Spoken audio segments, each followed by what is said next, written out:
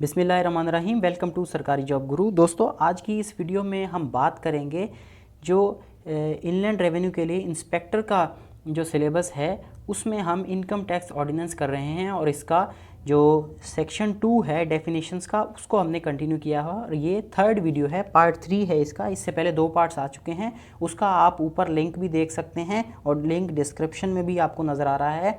तो चलते हैं 27A को स्टार्ट करते हैं, ग्रीन फील्ड इंडस्ट्रियल अंडरटेकिंग। ठीक है, ग्रीन फील्ड इंडस्ट्रियल अंडरटेकिंग का क्या मतलब है?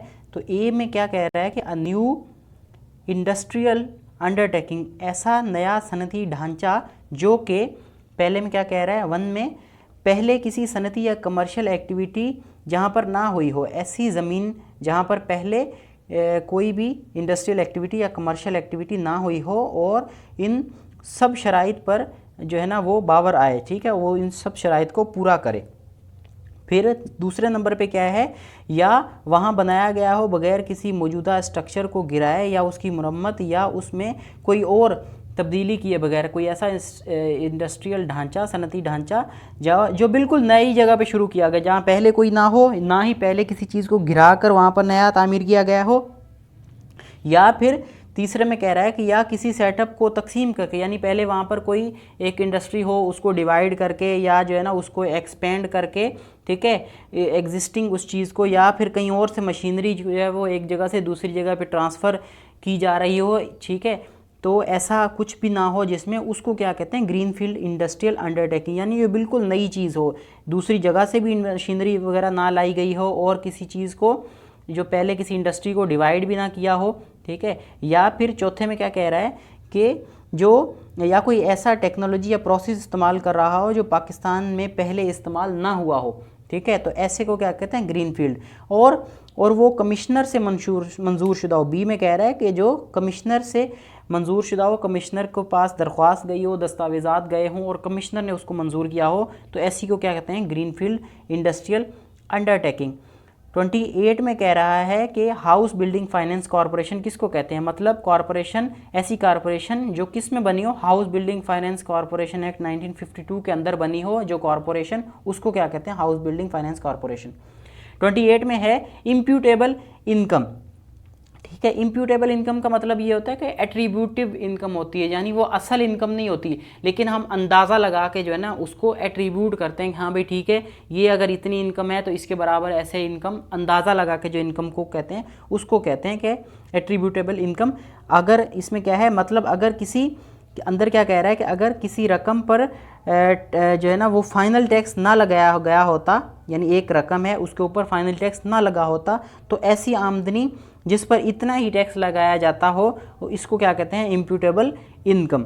ठीक है, उसके इक्विवेलेंट इतनी इनकम को क्या कहेंगे, इम्प्यूटेबल इनकम। 29 में है इनकम, मतलब कोई भी रकम जिस पर इस ऑर्डिनेंस के मुताबिक टैक्स लागू हो या सेक्शन 148, 150, 152, 153, 154, 156, 156A, 233, 233A या सब सेक्शन 5, 234 का।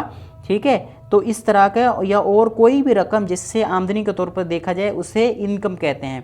फिर 29A है इनकम ईयर। इनकम ईयर का मतलब यही है जो पिछले ऑर्डिनेंस के मुताबिक एक साल को इनकम ईयर कहते हैं। ठीक है, तो इसके बाद 29B इंडिविजुअल पेंशन अकाउंट का मतलब यही है कि जो अकाउंट मेंटेन किया गया हो किसी भी एलिजिबल पर्सन से, यानी पर्सन रजिस्टर्ड हो। ठीक है, और किसके अंडर में, पेंशन फंड मैनेजर जिसको अप्रूव करे उसको क्या कहते हैं, इंडिविजुअल पेंशन अकाउंट कहते हैं। 29C में है इंडस्ट्रियल अंडरटेकिंग। फिर इंडस्ट्रियल अंडरटेकिंग की बात की जा रही है, पहले थी ग्रीन फील्ड लेकिन अब है इंडस्ट्रियल अंडरटेकिंग।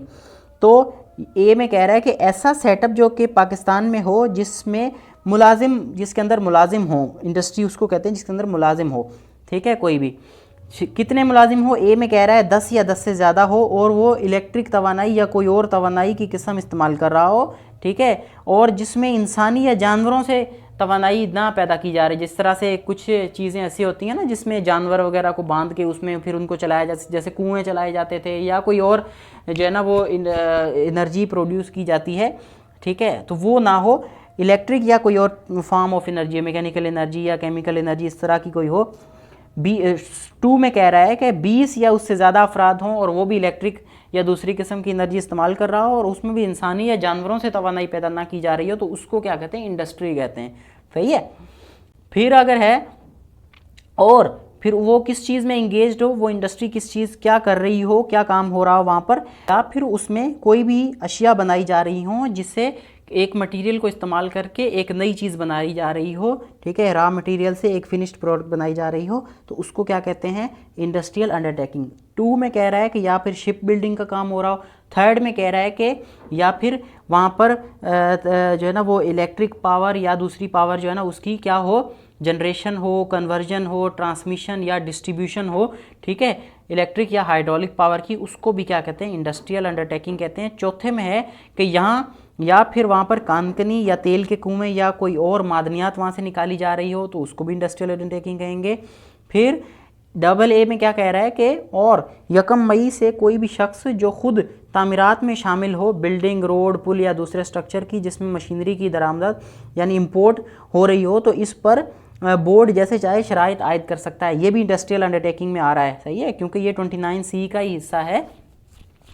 और फिर आगे है कि या फिर वो 1 जुलाई से 1 जुलाई 2020 से कोई कंपनी जो कि या होटल जो कि रिहायशी कारोबार में मसरूफ़ हो, उसको भी क्या कहते हैं, इंडस्ट्रियल अंडरटेकिंग कहेंगे। या फिर कोई और इंडस्ट्रियल अंडरटेकिंग जिसको बोर्ड जिसके ऊपर अपनी शराइत आयद करे, उसको भी क्या कहते हैं, इंडस्ट्रियल अंडरटेकिंग। फिर है 30 में इंटेंजिबल मींस। इंटेंजिबल मींस जैसे कि वो सेक्शन 24 में डिफाइन किया गया है।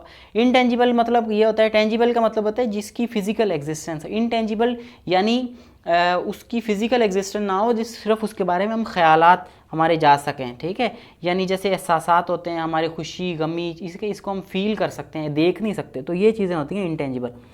30A में कह रहा है कि इंटीग्रेटेड एंटरप्राइजेज यानी ऐसा शख्स जो कि बोर्ड के साथ शामिल हो, इंटीग्रेट हो, किसी भी इलेक्ट्रॉनिक या सॉफ्टवेयर के ज़रिए वो अपनी जिम्मेदारियां भी पूरी कर रहे हों, इसको कहते हैं इंटीग्रेटेड एंटरप्राइजेज। सही है, वो अपनी जो भी फाइनेंशियल वर्किंग है वो सॉफ्टवेयर या ऑनलाइन वर्किंग के साथ जो डायरेक्ट बोर्ड के साथ जो है ना कनेक्टेड हो, उससे कर रहा हो।